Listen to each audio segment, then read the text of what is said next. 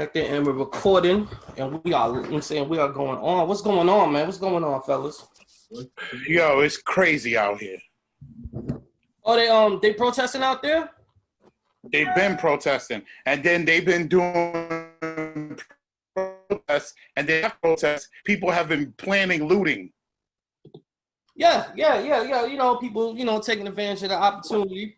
Yeah, opportunistic people. I saw this girl out here was telling me like, oh, they're gonna have something at this certain mall out here later on. I was like, why are they going to that mall? She's like, oh, because there's a Louis Vuitton store there. Man, they trying to come up, bro. I was like, wow. So fuck the cause, right? Fuck the cause. Niggas is like, yo, we trying to come up. We trying to get out. I'm saying we trying to get off on this. On this foreign material. We might wear it once and then we're gonna turn around and sell it and flip it.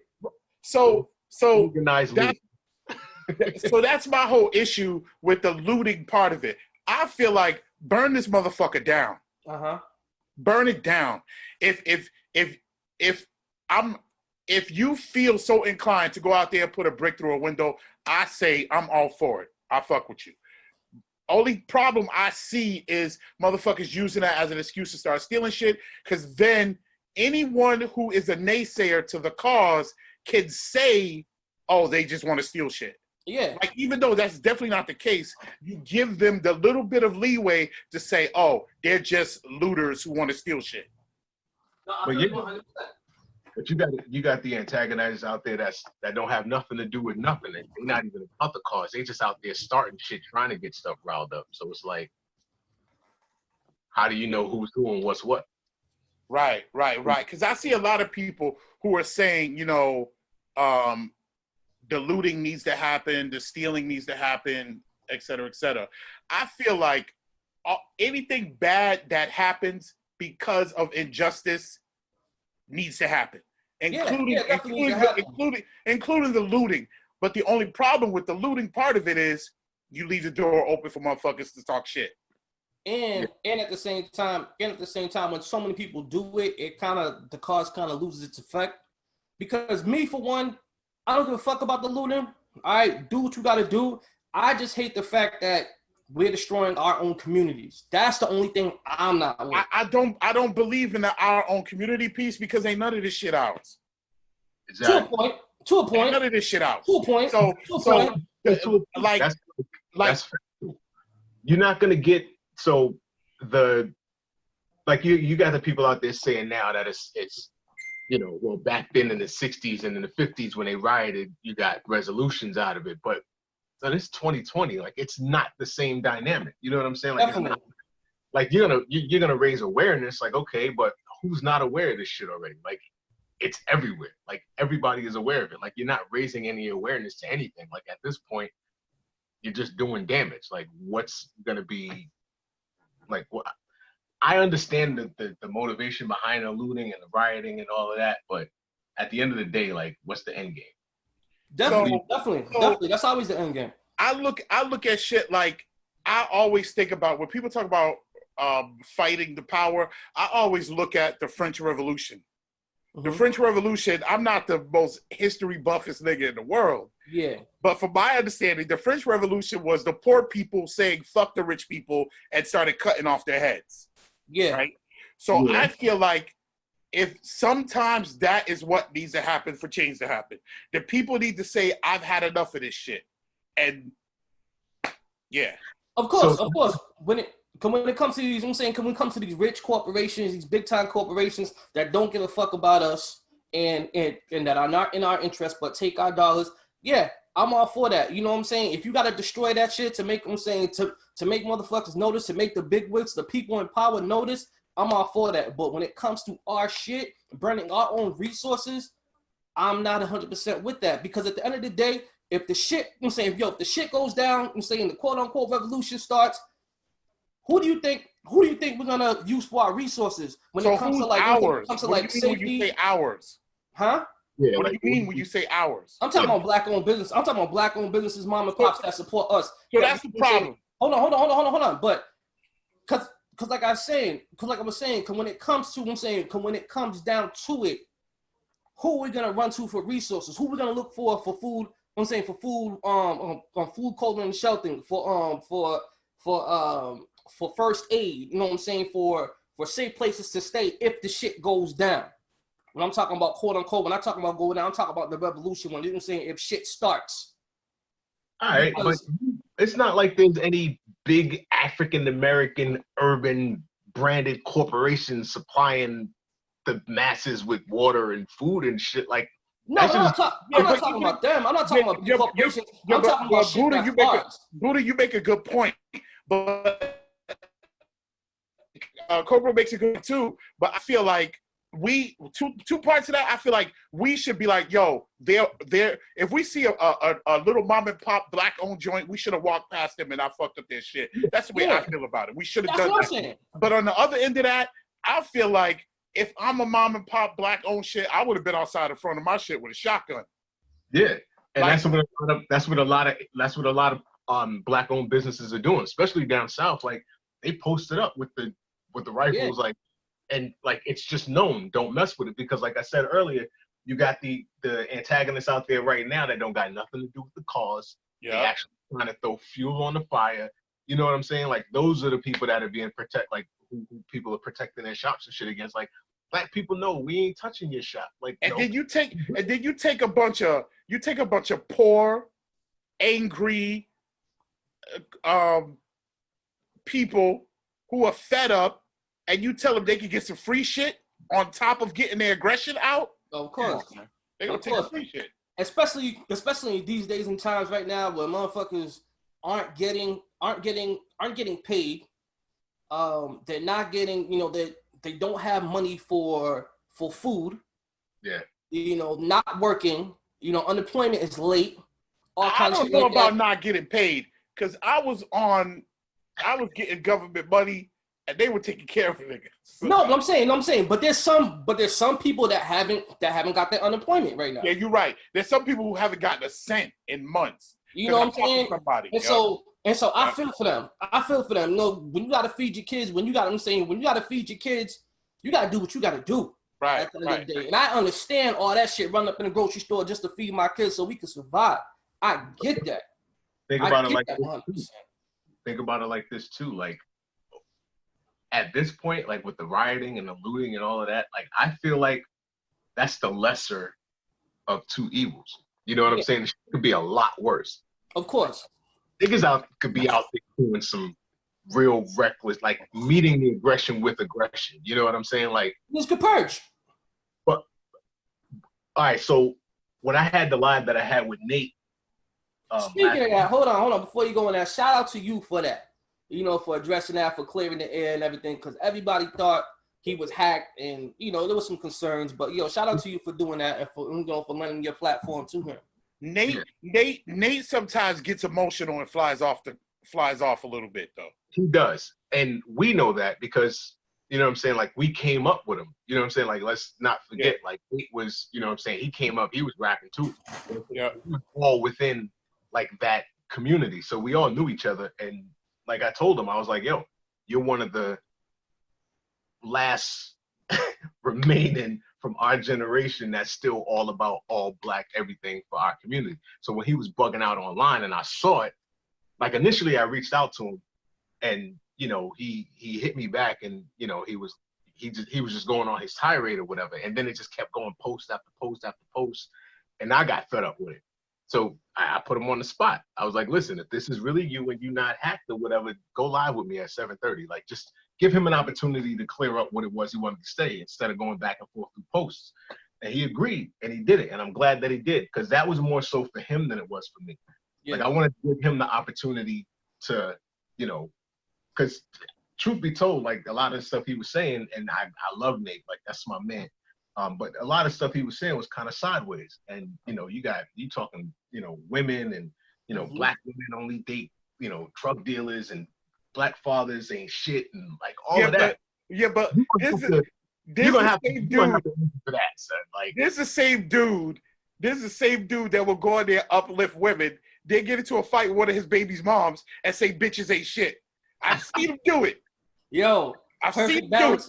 Perfect balance of righteousness and ratchetness. Perfect balance. But that's another thing I wanted to talk about today. So a lot of things, there's a line drawn in the sand. And people are saying stuff like you choose your side or whatever. And I feel like as complex human beings, I think a lot of us straddle the middle or jump side to side on a lot of issues. But we're living in a day and time where you have to choose a side and stay there.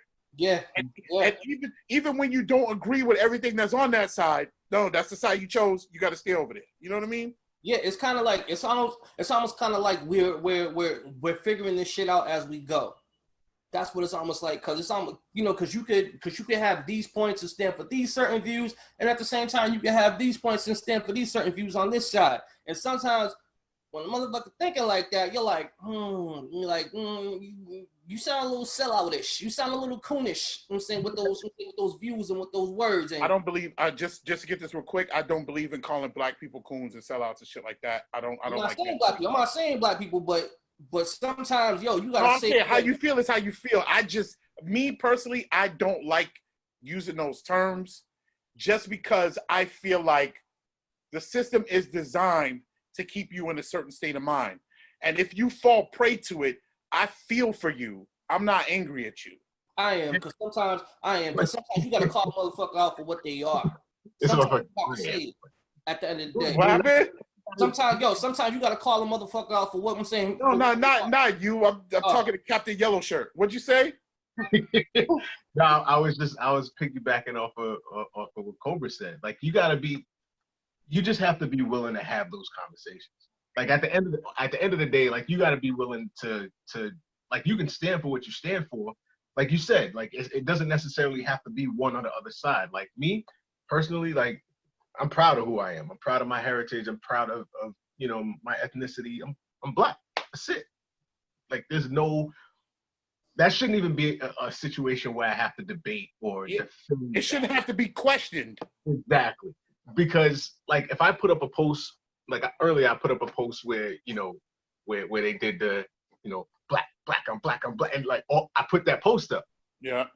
And then on the post, I said, like, if you feel uncomfortable by me posting this, then just delete me, because you're the problem, not me. Exactly. It's no different than posting,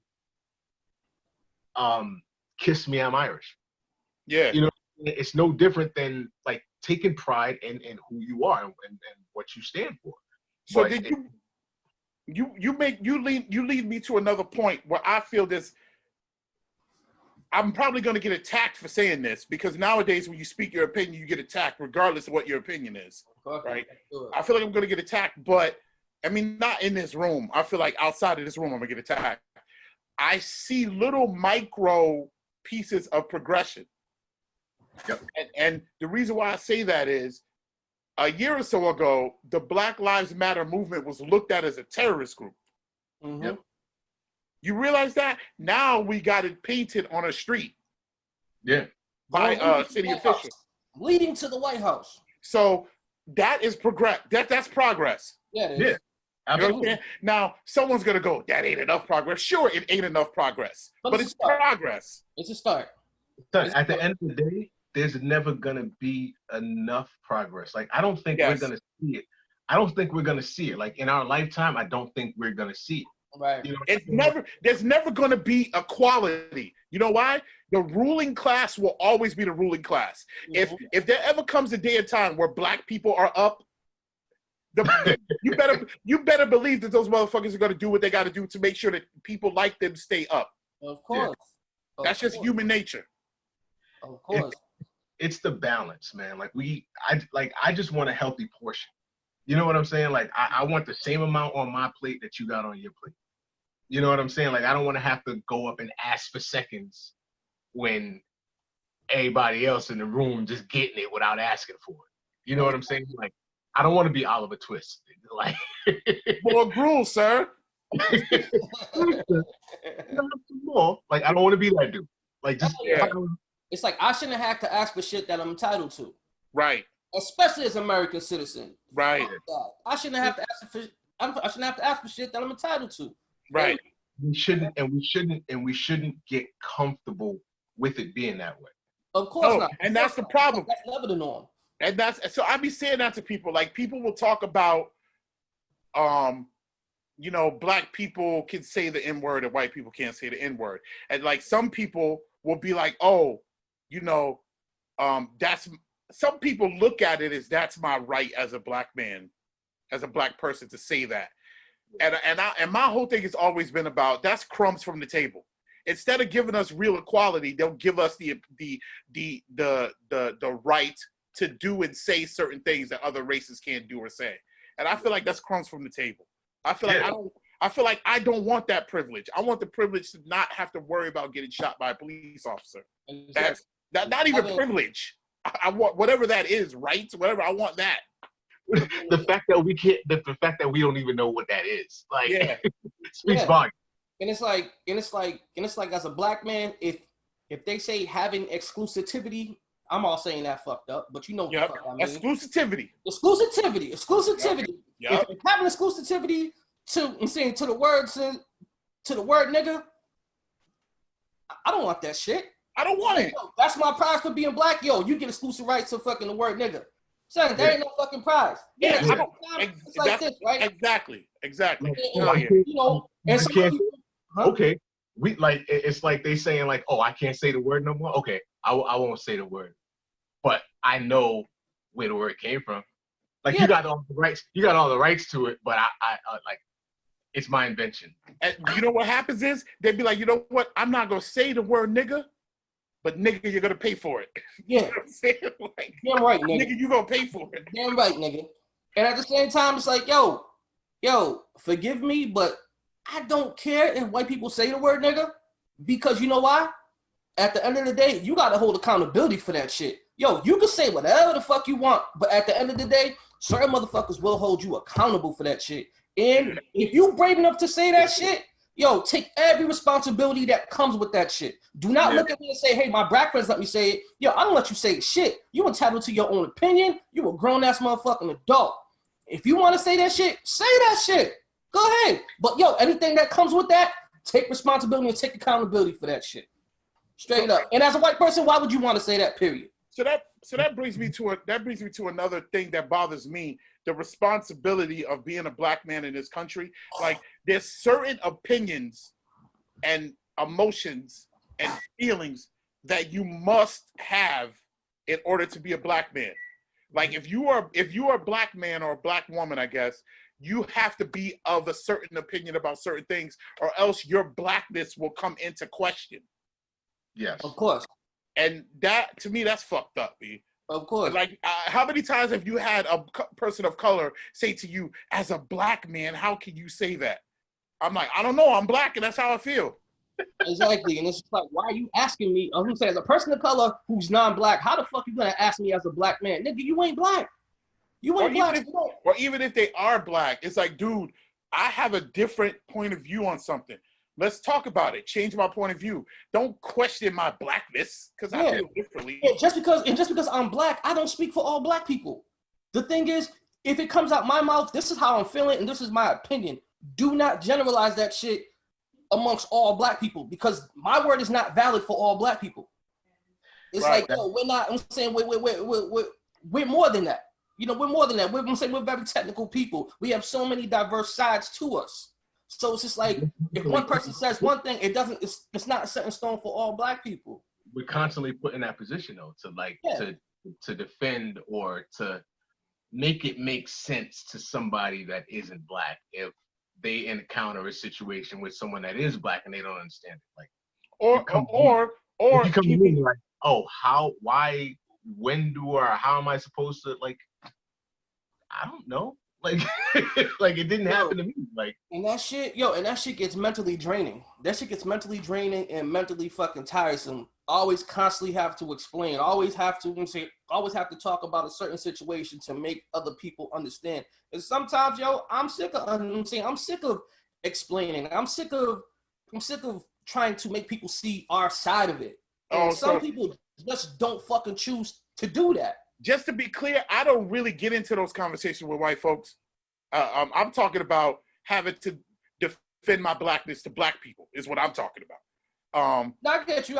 So, like, when those conversations come up with white folks, I don't want to be the black delegate for you. I don't like doing that. I don't really engage in those. But then look, I'm gonna hit you with the curveball right now. Like I'm constantly put in those positions without the people realizing that they're putting me in those positions. Like you got to remember, I'm married to a white lady. Yeah. Right. Yes. You know what I'm saying? So, I'm in an interracial relationship as well, but my wife. Yeah, you know what I'm saying? So it's like certain things. I just had this conversation with my wife like a couple of nights ago. It was like I had said something.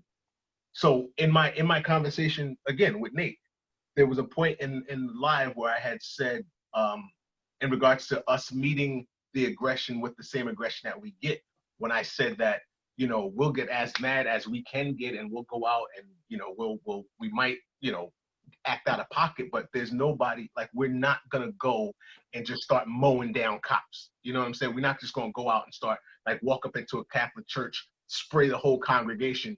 Like, we're not built like that. You know what I'm saying? Because we know better.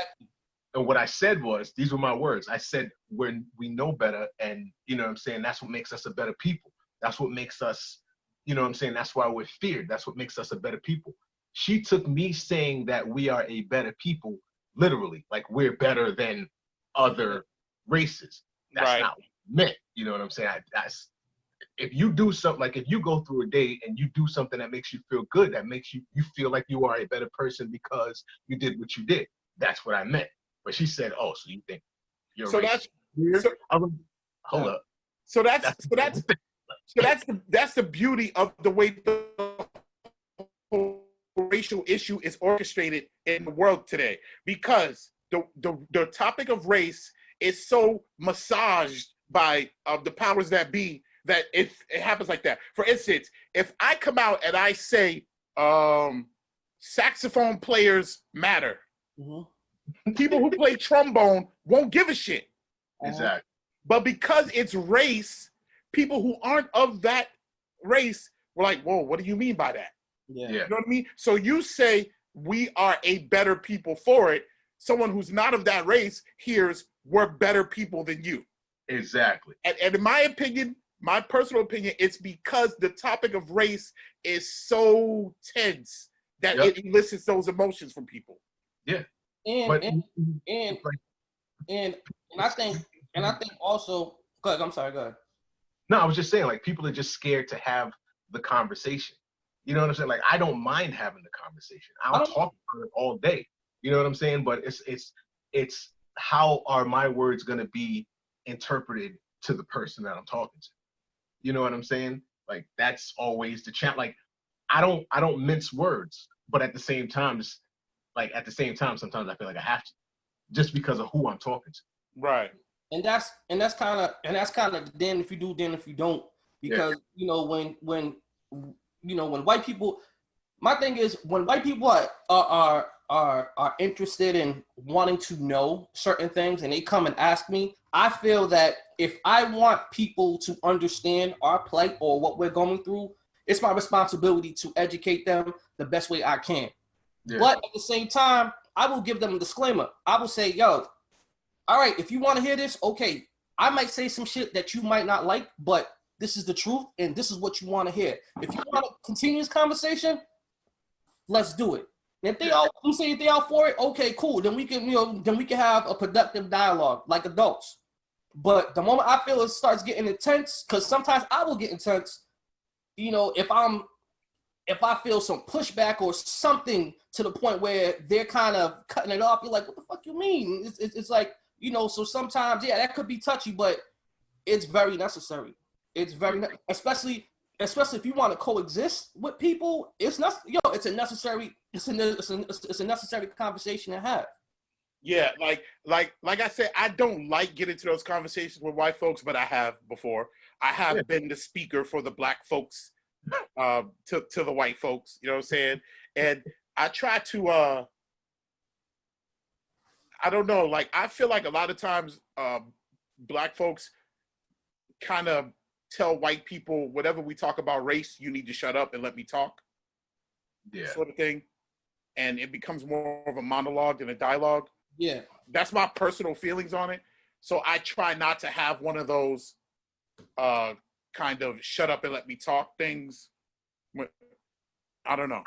I never want to come across as the black guy that they're afraid to talk to. Yeah. You know what I'm saying? Like I try to be as open as possible. Like I'll give you as much information as you want, but even with all the information I'm giving you, until you experience the shit that I've experienced or that us as a collective have experienced, like you're really not gonna get the full, like you're really not gonna get the essence of what it is that I'm telling you. Well, I don't sugarcoat it. I'm not gonna give you the information that you're asking for. I'm gonna give you more.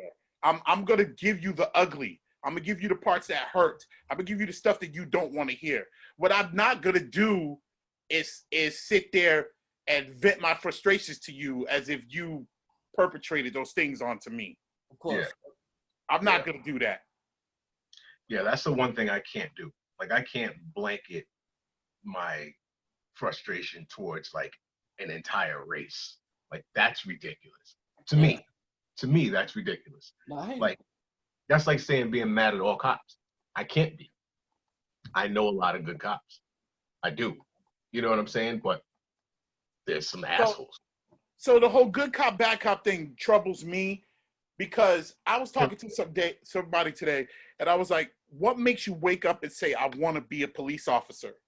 Knowing what police officers are, not what they're about, I guess, what they're thought to be about. So like, do you wake up with the idea that I'm going to be the one cop that's different? Or do you wake up with the fuck everybody else cops of the shit? So I don't know, like the whole good cop, bad cop thing, like I struggle with that because I'm like, yo, if it's like meter maids. Meter maids are all the devil. What makes you want to be a meter maid? What makes you want to fuck up people's day? I don't think even though that's you fucking up, and then you mad at the meter maid for doing their job. Exactly. Yeah. I was only here for 5 minutes. Even though it's no zone, it's a handicap. I was only here for 5 minutes. I was just coming in and out. You're gonna give me a fucking $50 ticket. Ain't this a bitch? Yeah, what makes you want to be a hall monitor? Yeah. Nobody picks that. People get chosen for that shit. Benefits, city benefits. Like what makes you want to be a police officer? And then so then the other part is if you get on the force and you have the idealistic view of what police work is, you know, stopping criminals, helping people. If you have that idealistic view, and then when you go in and you don't see that, what are you doing to change what you see? Yeah. I feel like the screening process just needs to be different. Yeah, so and that's the other problem. The whole system is fucked up. Like I saw this thing online today where it said the I don't know if it's true, but it said it's like 840 hours of training to be a police officer, and it's like 1,500 hours of training to work at a salon. Now, granted, being a salon takes more skill. It does. Doing people's hair does take more skill, but there should be more emphasis on making sure people are properly trained to wield weapons and to make life and death decisions. You know? Man. Like all of that training, psych evaluations, mandatory therapy, you know, justification for your actions. Yeah, man, and then placement. You know what I'm saying? Like you gotta put the right cops in the right places. You know what I'm saying? Like I've seen several people talk about that before, but like if I grew up in the hood, like put me in the hood, like put me in the neighborhood where I'm familiar. You know what I'm saying? Where people know me. You know what I'm saying? Or not even where they know me, but just because if you put it's just the law of the jungle. Like if you put an animal in an unfamiliar environment, every sound, you know what I'm saying? Frightens them. Every movement that you don't recognize is a potential threat to you. Yeah. You know what I'm saying? Like you got to put people in places where they're familiar. Exactly. And the whole system is fucked up. Like I told someone one time, the police system or the law enforcement system is not about stopping crime. It's about catching criminals. So I feel like that's what it's about. And so they look at it as if we catch criminals, we will stop crime because people will be deterred from crime because of how many criminals we catch. That's ass backwards. That's ass backwards. That's ass backwards. That's like saying we're gonna cure disease, and the more diseases we cure, the less people will get diseases because we're curing so many. We have to look for the cure. We have to look for the cause. We have to. If in our little city, the cops know who's gonna do what to when and why. They know that. Do you realize that you just described everything that's happening with COVID-19 right now? Exactly. But at the same time, let's say just like you say, it's not about catching criminals, because even if you catch criminals, crime evolves. Every year, crime evolves. It just keeps evolving. Like COVID.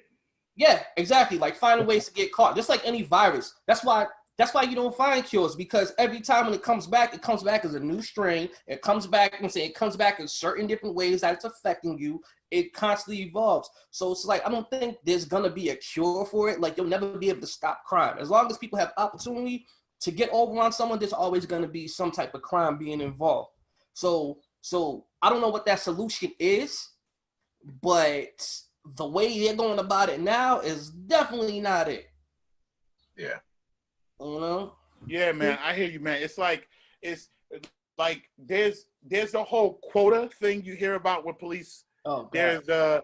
There's like the status you get for catching criminals. You know what I mean?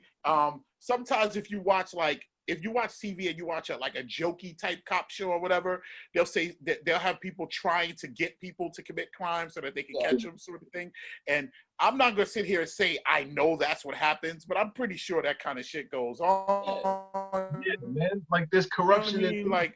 Because if you're a police officer, yeah.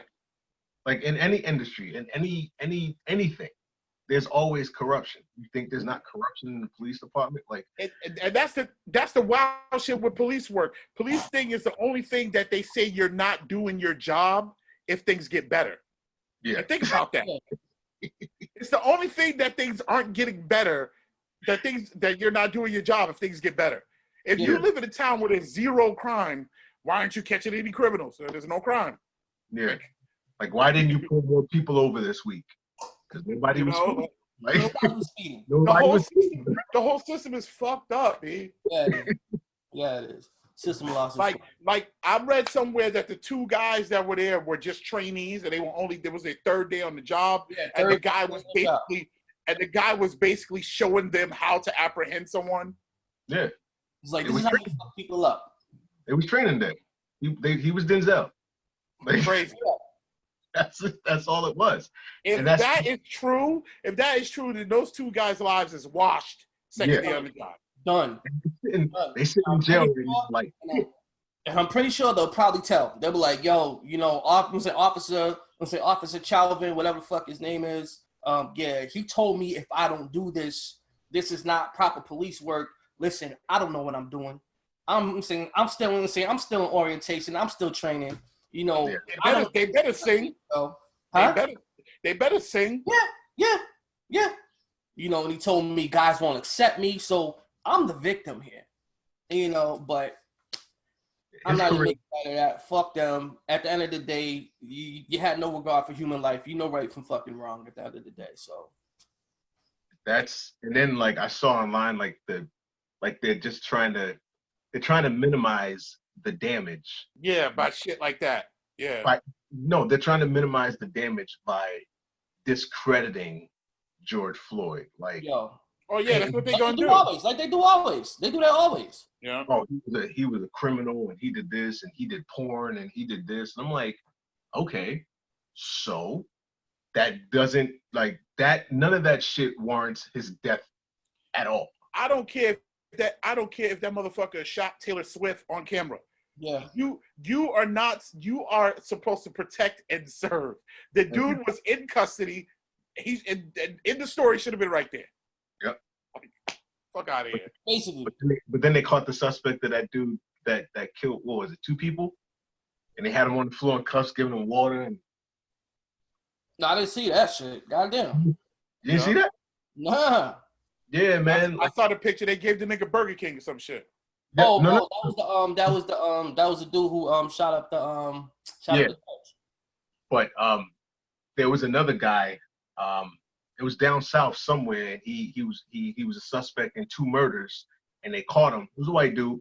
They caught him, had him handcuffed, sitting on the floor up against the police cruiser, and like they was pouring water in his mouth and wipe it. I'm like, this happened 2 days after George Floyd died.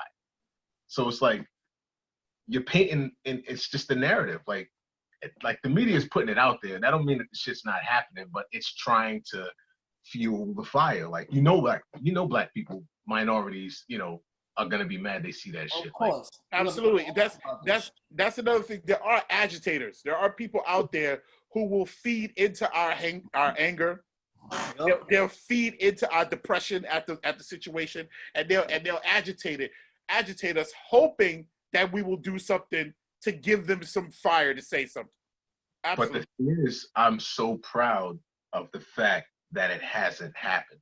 With all of this stuff happening, like back to, Trayvon and, like all of that, like from way back then, Sandra Bland and like all of them, nobody has taken it to that matched level of aggression.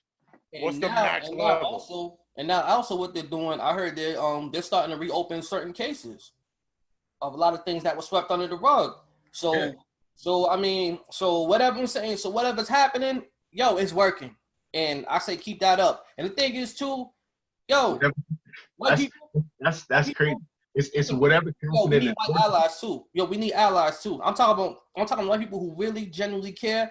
We need you. I'm saying we need allies. Because at the end of the day, it's not just us suffering. When you guys speak up, I mean, certain people definitely hear. And white people are mad. White people are mad and they're fed up when they start saying Black Lives Matter. There's a fucking protest in North Brookfield. North fucking Brookfield. I don't think there's any black people in North Brookfield, but they marching. I'm like, God damn, y'all motherfuckers is mad like that. I fuck with y'all. I was driving down the road and I was on my way home, and there was two girls. It was too young, couldn't have been no more than maybe 15, 16 years old. They standing on the corner. They weren't down. This was the same day as the protest in Worcester. Mm-hmm. They weren't downtown in Worcester. This was like Route 20, Massasoit Road, Millbury area. Just two white girls standing on the corner, holding up signs. Cars drove by. Both of their signs said Black Lives Matter. Hey. They young. But I don't know if their parents was like, nah, y'all not going down there. So they was like, all right, so we're gonna do it right here. Like, but it's gonna be the young people. But it's gonna be the people that's gonna change. It's gonna be the young people that's gonna change. Because majority of young people think Obama. The narrative is starting to shift. The phrase Black Lives Matter for a minute was looked at as some wild terrorist shit. You know what I mean? And now it's a humanitarian organization, as it should be. You know what I mean? Mm-hmm. So that is happening. I hear a lot of rumblings, like you said, about old cases being open. The wheels of change are slowly starting to move. Mm-hmm. Now, people will say that's not enough or change is not going to happen. I don't believe exact change will take place, but as long as the wheels of change are moving, we're doing something. Like, I don't think we're going to wake up one day and the system is going to be like, our bad, here's everything you deserve. Yeah. You know what I mean? It's gonna be, and it's like I said, it's nothing that we are going to see in our lifetime. It's not. But we're witnessing the progression. We're not gonna be around for the end game. We're not. But we're witnessing the progression, like the little shit. And it sucks because, Cobra, you said it's working, like whatever's happening is working. But a part of the shit that's happening is innocent Black and brown people have to continuously die or be brutalized for the next step to happen. So that's the problem. That's not what has to happen, right? Because what happened was what happened. No. That's not what has to happen. Because what happened was when civil rights and shit all kicked off, our generation, or maybe the generation before us, maybe our parents, I'm not sure, maybe like grandparents. Maybe no, I'm saying our grandparents was civil rights. Yeah. But I'm talking about maybe our parents' generation and our generation to some degree. we got complacent. We wasn't fighting the power as hard as we should have been, which is the reason why now it takes shit like this for motherfuckers to start throwing rocks. So what happens is, niggas got strategic and started killing all our black leaders. That's what happened. Well, whatever. We just need to keep the momentum. We need to keep the idea of we're not gonna fuck with you if you don't fuck with us. Yeah. We need to keep that idea. We need to keep the I'm gonna support black businesses. Mm-hmm. We need to keep the I'm gonna be the black business. Mm-hmm. Yep. We need to keep that. And we kind of lost it. Our generation, maybe our parents' generation, kind of lost it, and that's why it takes stuff like this to get the ball rolling again. Mm-hmm. Yeah. Mm-hmm. Yeah. Like you're not wrong. You know, it's that ripple effect. You're not wrong. Because think about it, like, you know, what was like the real big one back in the 90s that really started everything back up again? Rodney King. You know what I'm saying? Like, and what we do, so that was our generation. That was like we burned down LA. and then what we do after that? Nothing. Yeah. Yeah, that was money. OJ happened after that. He got some money, and we were like, cool. OJ happened. What should have happened is the black delegation should have had a secret meeting and start saying, we're going to buy this, we're going to buy that, we're going to buy this, we're not going to fuck with these people. And I think that right now those kind of talks are happening. So they said, you know what? They said, you know what? Just give him OJ. Let's just get OJ off, and we're gonna get him for something else later. That's exactly what happened. Because when OJ got off, motherfuckers was going crazy. It was like, yes, a black man beat the system, and motherfuckers forgot. I was pissed. I knew he did that shit. And then they threw us a bone. Of course he did. Of course he did, but we're not gonna say it in public. We're gonna talk about that shit private. Because we're gonna form and say, because we're gonna put on a united front and be like, yeah, that's right, he got off.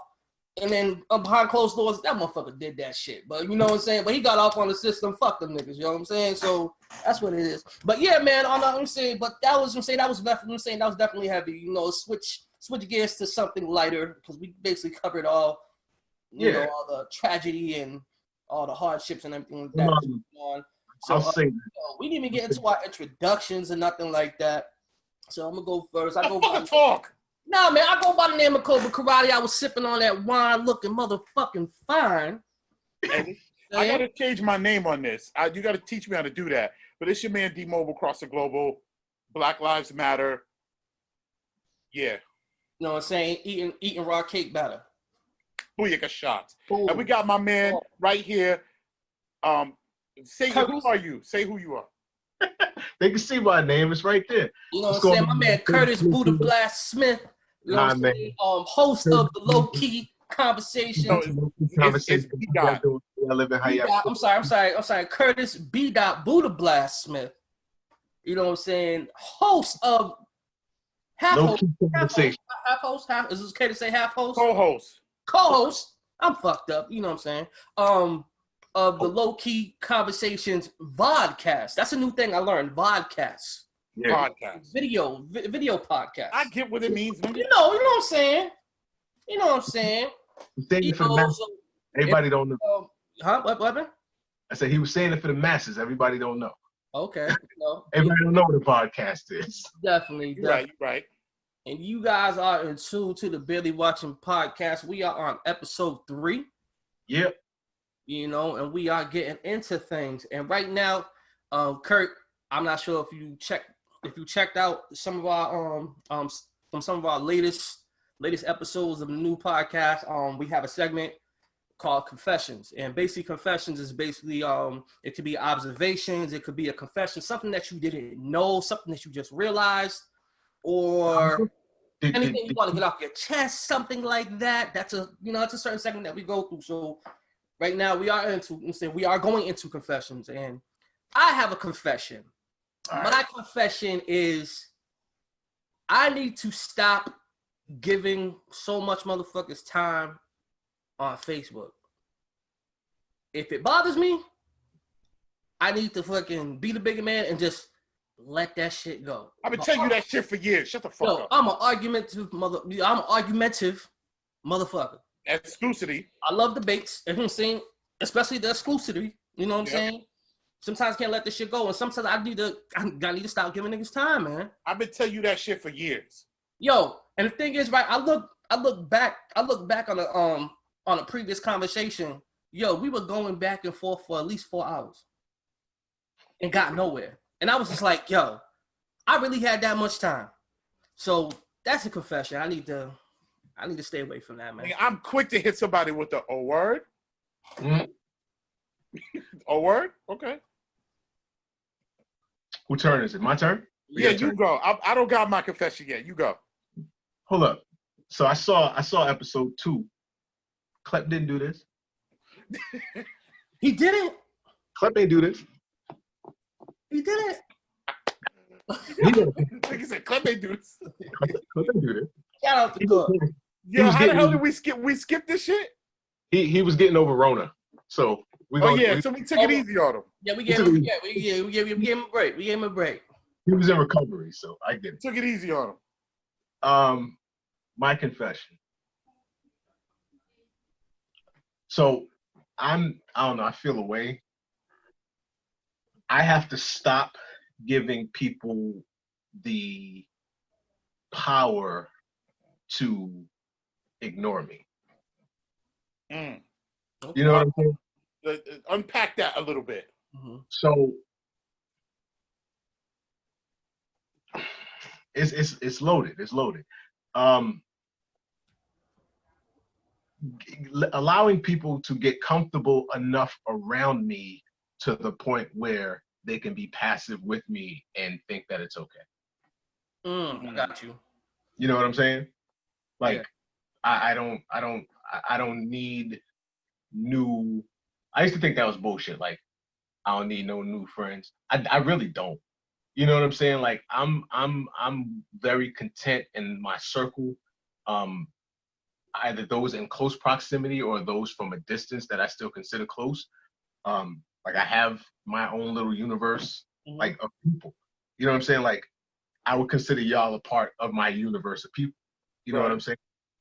My family, obviously, but like everybody else to me, like, y'all are on different planets. Like, you're not in the atmosphere at this point. Like, I have my community of people, and that's my island, and everybody else is in the water. Like, but I was allowing people to, you know, come on the island and chill for right. You know what I'm saying? And then, you know, they go to the other side of the island, and I'm looking for them. I can't find them. So yeah, get the fuck off my island. Like, I gotta stop allowing people to get that close. That's my confession. That makes me feel shallow about my confession. Oh, it's too deep? My fault. Yeah, because you went like motherfucking Jacques Cousteau. Cousteau in that motherfucker. You know what I'm saying? So fuck it. My confession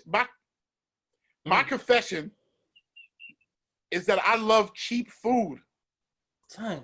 Like, I get excited about hot dogs from the gas station. Oh, my fucking God.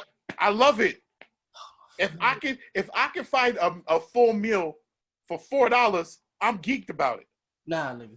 Not me. And I love the taste of just cheap. It just takes me back to lunchroom, and those are some of the happiest moments of my life, man. Eating cheap food gets me pissed off. Yeah. Yo, it makes me excited. It makes me excited because I'm like, damn, I could throw this away and go get something else, and it still won't matter because that's how fucking cheap it is. Nah, nigga. Yo. Two things I don't be stingy on: my motherfucking liquor and fucking food.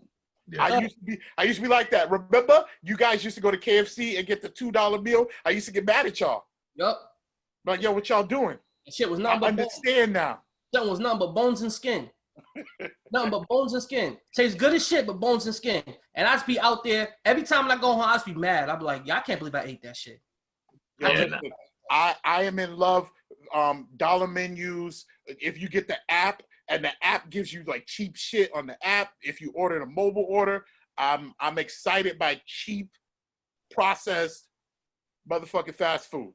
Now, when it comes to my food, that cliche shit where you get what you pay for, yep, nah, because ain't no love in it. You know what I'm saying? So what happened to me though is, for like the past maybe 5 years, I've been on some eat healthier type shit, right? I lost a lot of weight. and I deprived myself of shit. So I started allowing myself cheat meals, and every motherfucking cheat meal, I hit a drive-through. And I think that kind of trained my brain to be in love with motherfucking chicken nuggets and French fries and hot dogs, and I'm so embarrassed. I fuck with it once in the blue. I'm so embarrassed. I fuck with it once in the blue, but I don't even want to go to a pizza shop. That's too fancy. Nah, nigga, I can't cut corners when it comes to. I'm saying when that's it comes fancy to for me. Fulfilling my hunger, I can't be stingy with that, man. Because if I get some shit and that's another thing. Like I don't eat things. Like I don't experiment when I'm hungry. You know what I'm saying? Like if I'm hungry, I gotta eat some shit that I know. Because if I'm hungry and then I eat some shit I ain't never had before and I don't like it, I'm mad at myself because I didn't enjoy it and I'm still hungry. I can't do it. And yeah, speaking of a process, I actually have an observation. So the other day I went to our to a dispensary, you know, to indulge in some greenery, you know, to uplift my spirits, you know. Mm-hmm. And I went to Cultivate in Luster, and they got this whole quarantine process on how to get your weed, whatever. Yo, not to cut you off, can you hear the fan? I just turned the fan on. Can you hear it? No. Nah. All right. Nah. So as I'm going and everything, I go through the whole process, and I look back, I'm just like, yo, they have this shit, corporate dollars when it comes to this weed shit is crazy. And they took the fucking playbook straight from the streets. The way they have this whole operation set up, as far as the whole quarantine edition operation, straight from the wire. So you go, right? It's like you just don't go up to him saying, you just don't go up to the man that's holding him saying that got the goods. Nigga like, nah, go to that nigga right there. Tell him what you want. So you go down the street. So you go to the first guy, you tell him what you want. He look at the second guy, go like this.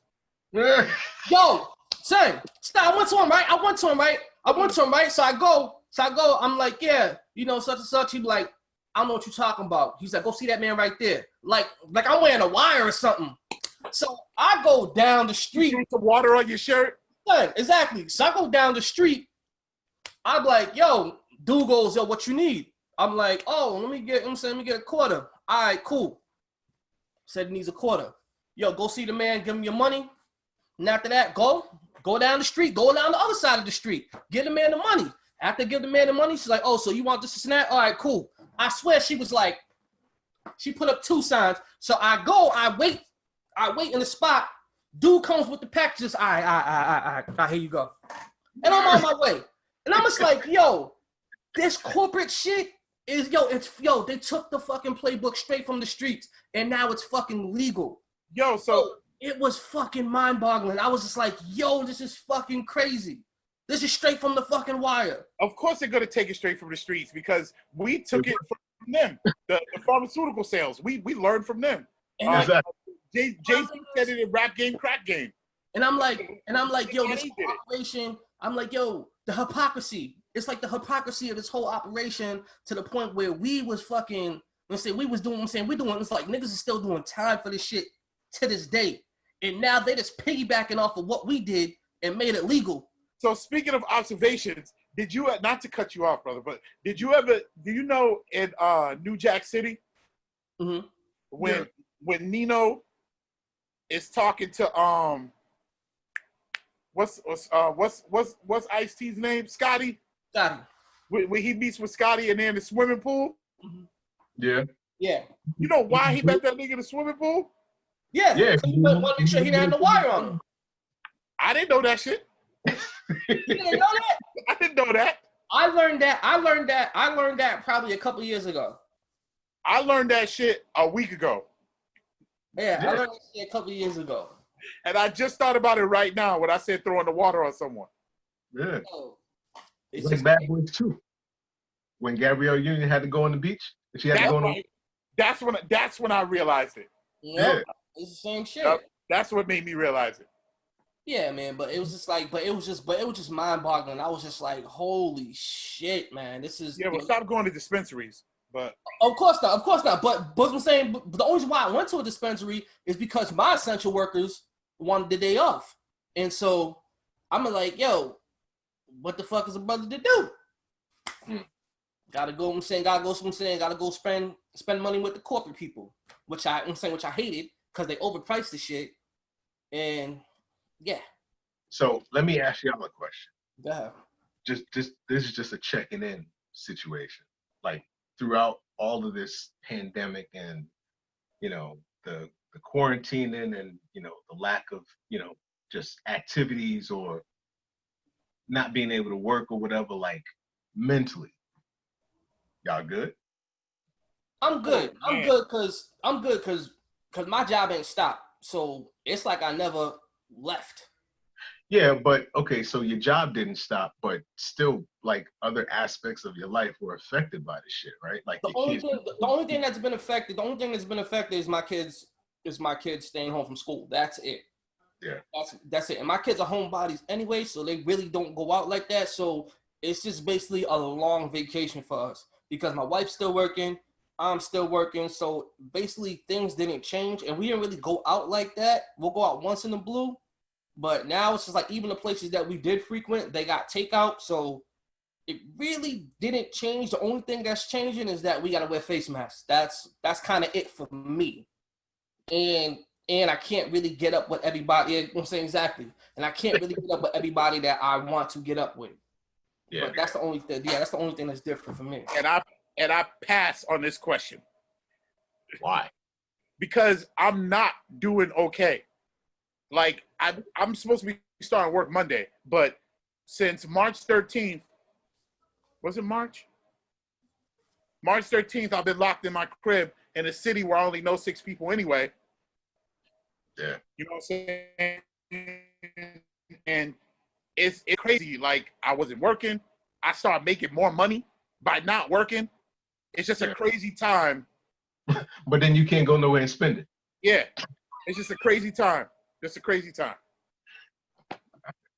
Speaking of that, it's like, yo, barbershops are open now, so you ain't trying to go to no barbershop or nothing? You ain't trying to make an appointment? Yo, I'm scared of shit. I ain't getting no Rona. What you saying? He look bad? Wow. Yeah, that's what he's trying to say. No, I'm not saying that, but I'm saying I know I look like the black Seth Rogen. Oh, yo, you do. I'm okay with that. You do. I'm okay with that. You do. I'm okay with that. Yo, but I'm saying, D likes to look presentable, and so I figured, the first time the barbershop opened, he was the first one to be like, yo, look, I'm gonna let these niggas go out here and wild out and catch that Rona, and then see what happens. I'm not trying to get my hair cut. I'm not trying to be anywhere where I don't need to be right now. He said, let the first wave go first. Yeah. Yo, speaking of waves too.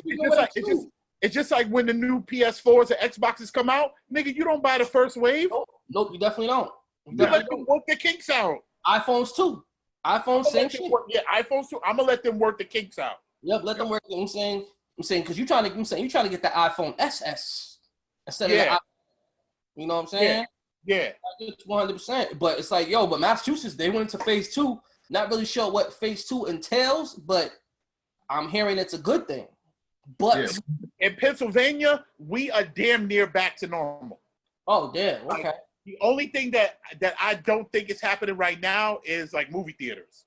That's the only thing that I think isn't happening. But people don't wear the mask on the street no more. When you go into certain places, they'll make you wear the mask. The law is every place needs to be on the inside, but certain places are like, whatever. And I'm uncomfortable with that. That's what I'm fucking around with these things. I hear 100%. I hear 100%. But my man B-Dot Buddha Blast, Curtis Smith, Von D. Curtis Smith, how are you doing in this time? Oh, me?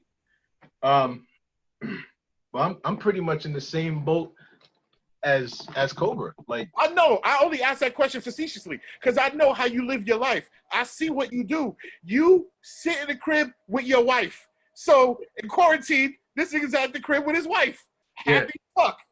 Basically. Well, you know what? So I'll explain it like this. Well, I've been working since before all of this shit started. I'm an essential worker. Y'all remember they wanted me to move in this motherfucker.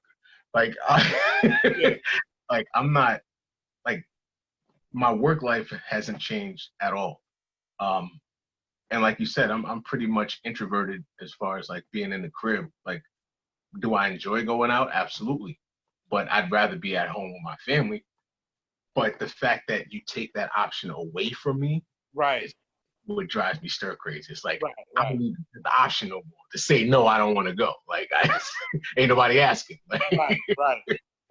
Nigga, they took away my work. I didn't go to work, nothing for about 2 months about that. Something like that. I don't know. wow. Nah, and that's one hell of a way to adjust. Now it's like you've been out of work for so long, and then now it's like, all right, work's tomorrow. You're like, fuck. It's like, do I really want to go back? And not only that, bro, the thing that fucks with your mind is they took a nigga out of work and then gave him more money than he was at work. Exactly. It's like, why do I want to go back to work? Why do I want to go? Like, I got a promotion staying home. I came up staying home. I got a promotion saying I got to deal with these motherfuckers and everything. Come on, man. Because you want to get back to work, but you don't want to struggle. Like I had my son came to me because he technically started work back today because he works beer garden. Right. So they're having like their staff meeting and training as to how they're going to move forward when phase 2 starts on Monday. He super excited to go back to work. So I'm like, because he just been sitting around, you know what I'm saying? And he not like he was collecting unemployment or nothing, but he ain't really had nothing to do. Like now he gets to be around, coworkers and socialize. Yeah. All these little girls. And I wonder how that's gonna be. I wonder how people's social interaction is gonna be once all this is lifted. Is it gonna be normal? Are people gonna be eager to talk to people, or are people gonna be more fucking? More. I just want to be able to go to the movies and go to a wrestling show. Yes. That's what I want to do. That's when the world will be all right again with me. Oh, also, if I could go to those places and not get strangled by a police officer, that's when the world will be okay for me. I don't know if it's normal though. That's not necessarily normal. Like if you don't get choked by a cop. I'm saying that's normal enough. That part of life is normal enough for me. And speaking of coming out, is anybody surprised that the Brat came out and said she's a lesbian? No. They said after 25 years. What does that mean? That's what I'm saying. Because my thing is, I always thought she was a lesbian that just occasionally messed with guys. Yeah. I don't know. I knew she was gay.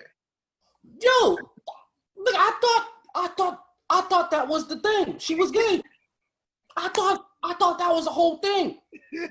Cause she came out, she had baggy clothes on. She, you know what I'm saying? She came out on some hood shit. And once it's like at one point in time when I was like 12 years old, 13 years old, when I saw a woman with pantsuits, I thought that was like the uniform for saying I'm gay. As you know what I'm saying, I'm a lesbian. I thought that's what I thought it was. Yeah. Did you ever see the Shy Guy video? Huh? You never see the Shy Guy video? Which one was that? The chick, the Shy Guy. What was her name? Diana King, right? Yeah. Remember that video? What the fuck is it called? But Bad Boys 1. Yeah. Oh, mercy. Yeah. That joint. Yeah. Remember that video? Yeah, I remember that. Nigga, that was the sexiest lesbian pantsuit I ever seen. Dang, that's what I'm saying. And then at the same time, she had her hair short. So I was like, oh, she got to be a lesbian. She got pantsuit, she got short hair. She gotta be a lesbian. I didn't see lesbian. I saw cleavage, and I was like, Speaking of cleavage, and then the Brat, when she first posted in the King magazine with the bikini, I was like, look at the Brat trying to get men all of a sudden, because I still was under the assumption that she was gay. That was back. She messed with Allen Iverson. I was like, hold on for a minute. That was back in what? The video with Tyrese. That was remember the video she did with Tyrese? No, I don't remember that. What do you like? Whole lot of folks. What you want to get is stuff. Oh, yeah. Oh, yes. That's when I saw her and was like, maybe not. Yo. Brat was doing all right. Yes, she was. And side note for that beat, I didn't really appreciate that beat until Prodigy rapped on it with Gun Love. Nigga, fuck a beat. I'm talking about the Brat in that video. Oh yeah, she'll get the beats too. You know what I'm saying? Shit. Now, everybody was like, damn, the brat, because no one ever seen the brat like that before. Nobody. No. And that was like, yo. And then everybody was surprised then. They'd be like, hold on for a minute, she in a two-piece? Hold on, the brat likes men?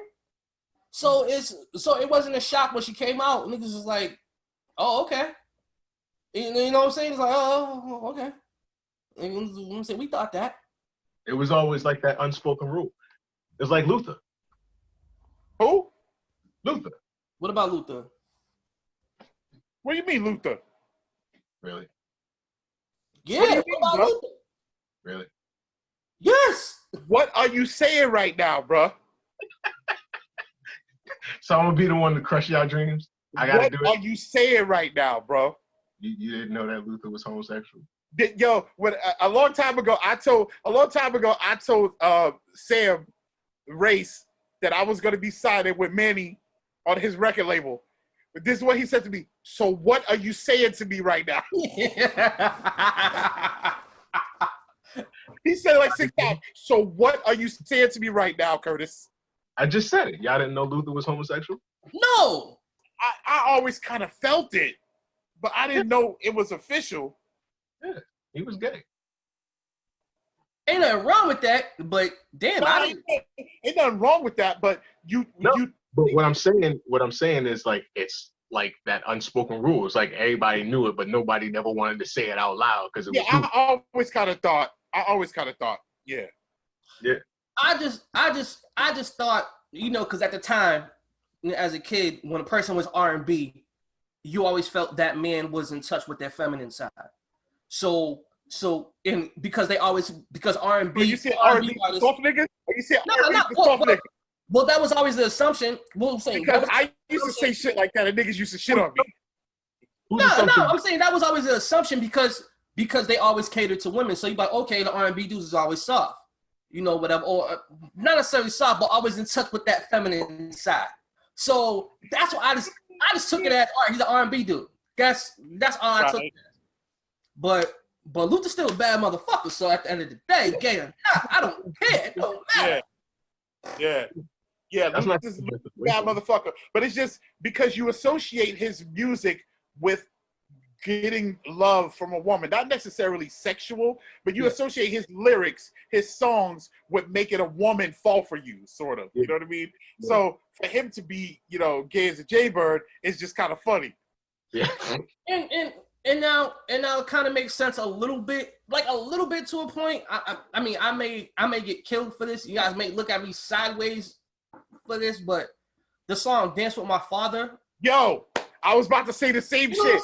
That song kind of came off kind of. It kind of came off kind of weird. I'm like, why don't you want to dance with your mom? Like, cause all adult parties, mom like, come on, Kai, come on, Kai, let's dance. You know what I'm saying? So I was like, yo, I was about to say that, but I didn't want to sound fucked up. But you just said that's crazy. You know what I'm saying? I love this song. The song's beautiful, but it's just like Dance with My Father. I felt weird about that. When I used to hear that song, it to me sounded like a boy who felt estranged from his father because he was gay.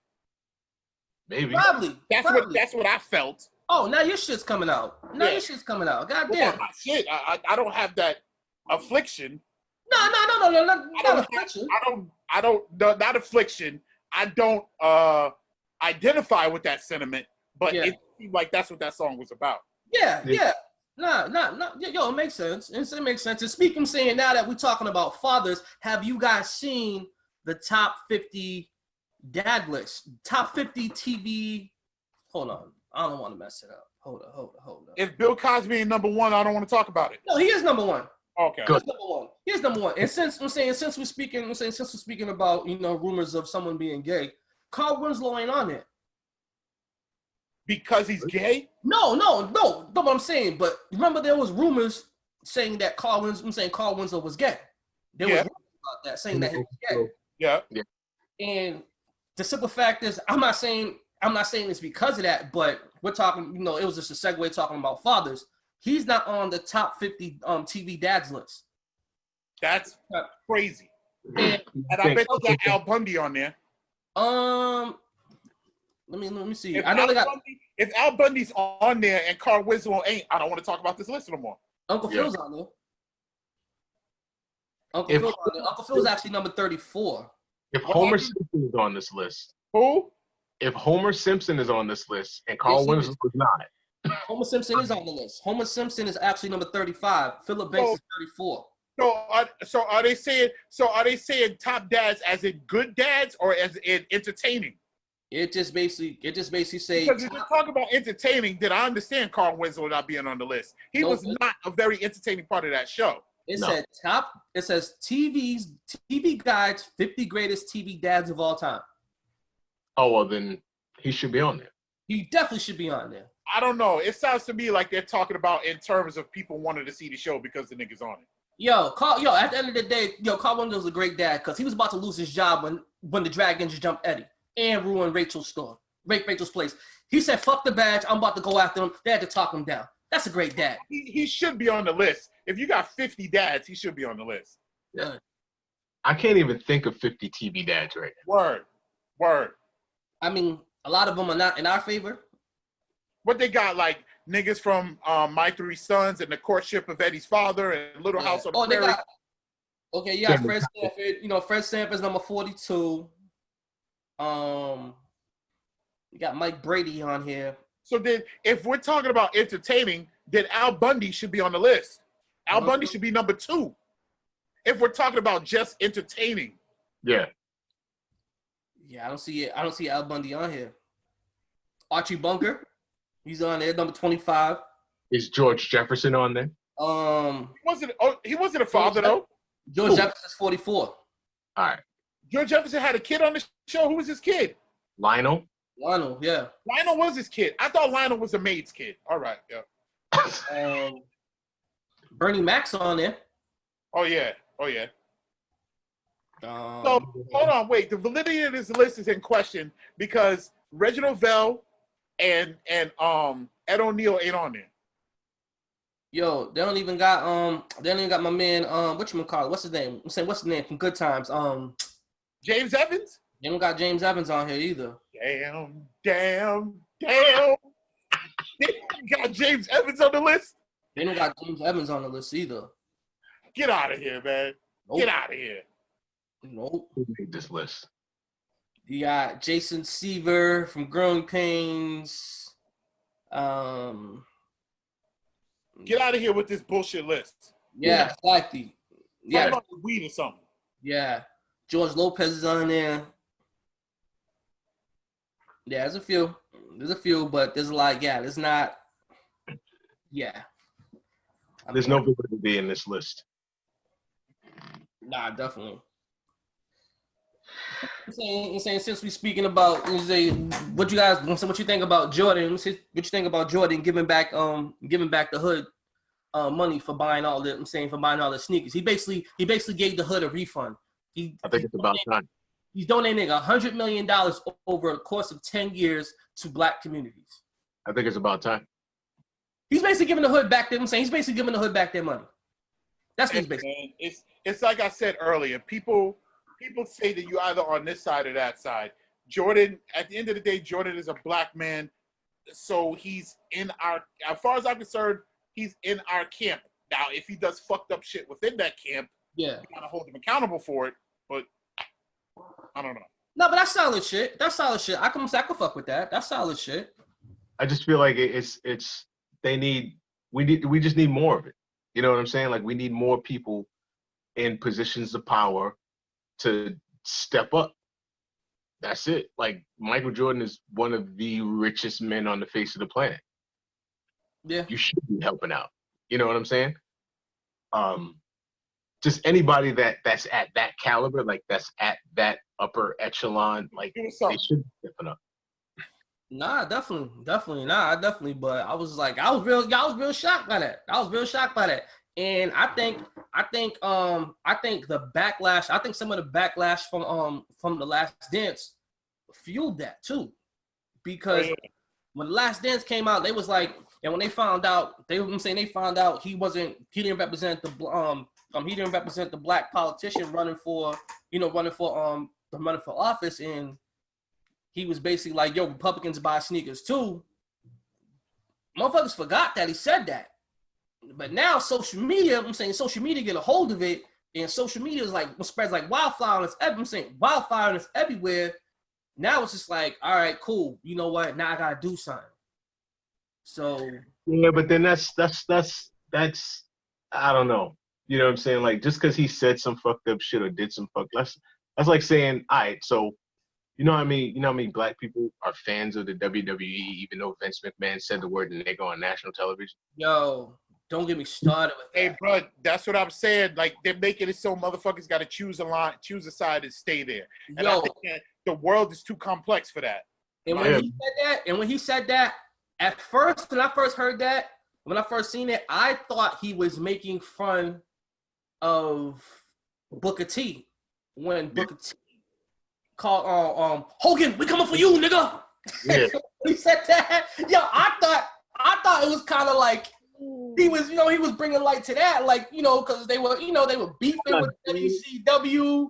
He was playing off of the whole, because you remember that character that John Cena had, you know what I'm saying, Thugonomics and all of that shit. Yo, like, why people forget that? Why people forget that? He was playing off of that.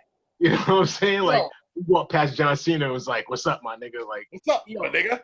If my nigga, he's like, my nigga. Jesus is my nigga. Jesus is my nigga. So the funny shit about that was, at that point in time, Booker T's catchphrase was, tell me he didn't say that. That was his catchphrase. You said what? So Booker T's catchphrase was, tell me he didn't say that. Yeah. So then when Vince McMahon said that, Booker T happened to be there, and Booker T was like, tell me he didn't say that. Yo, that shit had me dying. And that's why I thought it was like, I was like, yo, it's kind of ballsy and it's edgy, but I was like, yo, they making fun of Booker T. And then when they cut to him, it was like, tell me he didn't say that. I was like, yo, it was kind of funny, but yo, that shit was definitely fucked up, inappropriate, everything you want to say about it. But I thought it was hilarious. Of course it was. And you know what? But nobody black said shit. Nobody said shit. They didn't. Because it's wrestling. Wrestling is silly. But even back in the day, it was sillier. And as far as the public was concerned, they didn't take it seriously. So they were like, oh, that's just silly wrestlers. Silly Negroes. No. And it's like you look back at that shit, you be like, holy shit, these white people had black people fucked up. You had a nigga called the Reverend Slick. He was kind of a pimp. He was kind of a pimp. He was a pimp. Slick was a pimp. And I'm just like, yo, yeah, Coco Beware talking jive.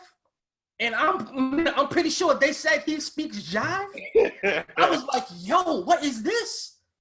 You know what I'm saying? And it's like, yo, I don't care. If you're black and John Cena is your friend, never let him live down the fact he came in as a battle rapper. Do not let him live that shit down. So there's a cool little look. He wasn't whack. Stop bullshit. No, he wasn't whack. So here's the shit. Here's how that happened. John Cena's image in WWE was a cookie cutter, clean cut white boy hero. And then they were on a bus, and him and some of the guys were in the back battle rapping each other. And John Cena was good at it because he grew up in that way, right? Yeah. So Stephanie McMahon hears him as like, yo, you should run with that. That should be your gimmick. She calls her dad as like, yo, John's going to talk to you about his new gimmick. And boom. How did they think that was a great idea? Because it was. It was brilliant. Yo, when I first saw him coming out with the Thugonomics gimmick, I thought it was hilarious. I didn't take it seriously. It wasn't supposed to be taken seriously. He was supposed to be one of those bad guy characters who is not good at what they think they're good at. That was his gimmick. But it was funny, and the crowd ate it up. This nigga Raz B. What was Jamie Kennedy's name in Malibu's Most Wanted? B-Rad. B-Rad. I said Raz B. B-Rad. Yo, not for nothing. He had bars. He definitely did have bars. Who, B-Rad? No, I think fucking what's his name? John Cena. Yo, John Cena was a complete joke with me until he came out and I heard the Rapadudes, because that's MOP. You know that, right? It's MOP. Yeah. It's Little Fame shit. Yeah, it's Little Fame. Little Fame produced that beat, And this nigga got 2 songs with MOP. He got a song with Dilated Peoples. Yep. He got legit rap joints. So until I heard that, he was a straight joke. But I liked the joke. I thought the joke was funny. Yo, And then when I heard, I was like, wait a minute, this nigga's rapping with MOP? It's like, oh shit. I was like, yo, this nigga John Cena way harder than Marky Mark. But that's definitely what they were going for. His character was basically Marky Mark of wrestling. Yeah. That's what his character was. Yeah, man. But yo, we about to wrap this up. But yo, man, Curtis Buddha Blast B Dot, man. What's up with low key conversations, man? So I kind of talked about it, you know, like we did like a live episode on New Year's Eve, which we do pretty much every year. We do a live episode. But we had went on hiatus. Like after we did our episode with Che Anderson, we went on hiatus for a while because that was around the time that my pops had passed away last year. Mm-hmm. I'm sorry to do that. I didn't even know about that. No. I didn't know about that. I lost my father in 2018. You know what I'm saying? Damn, it's been that long already, D? Huh? It's been that long already? It'll be 2 years in September. Wow. Yeah, that's honestly, like that was pretty much the hardest thing I had to deal with because it came out of the blue. You know what I'm saying? Like he got diagnosed with stage 4 esophageal cancer, and like he passed away exactly 1 month after he got diagnosed, and it was exactly 1 week before his 63rd birthday. So we had his funeral on his 63rd birthday. So it was a lot of shit, you know. A lot of components, yeah, man.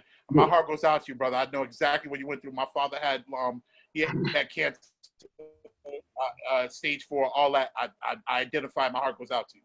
Yeah, definitely. My mom passed away from ALS. It's been what, 2014? She passed away from ALS, and I was slow.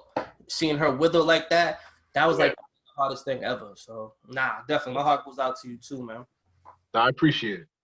It was just a lot of traveling, like, you know, because he still lived in New York with, you know, my grandmother. So it was a lot of back and forth traveling, and then like once the funeral happened, and then like coming back and trying to get recalibrated, and it just took a lot.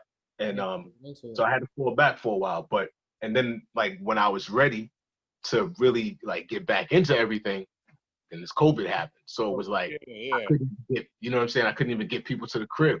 Right. So like. So I'm, you know, we slowly getting it back up and running, you know, like we're going to start doing more live episodes, but this is genius. I love this. This is genius. Shout out I'm not going to touch this. This is yours. I'm not doing You definitely going to do it better. I'm not going to do it this way. I'm going to figure something else out. You know what I'm saying? Cause y'all was trying to take shit and like, okay, they doing this, so I'm gonna make it better. You know what I'm saying? Nigga had lights, boom, yo, I was so mad when I saw this motherfucking setup. I was like, God damn, this shit looks like a real show. Yo, niggas came up, niggas had someone doing makeup and everything like that, and I was like, God damn, checking the color levels. And then the motherfucker invited us over so we could sit there like this and shit on us. Like, okay. I'm saying, got the banner in the back. Okay, cool. Got the drop. I'm saying, got the backdrop. Okay, cool. Gotcha. Cool. To date, like low-key Conversations is 3 years running.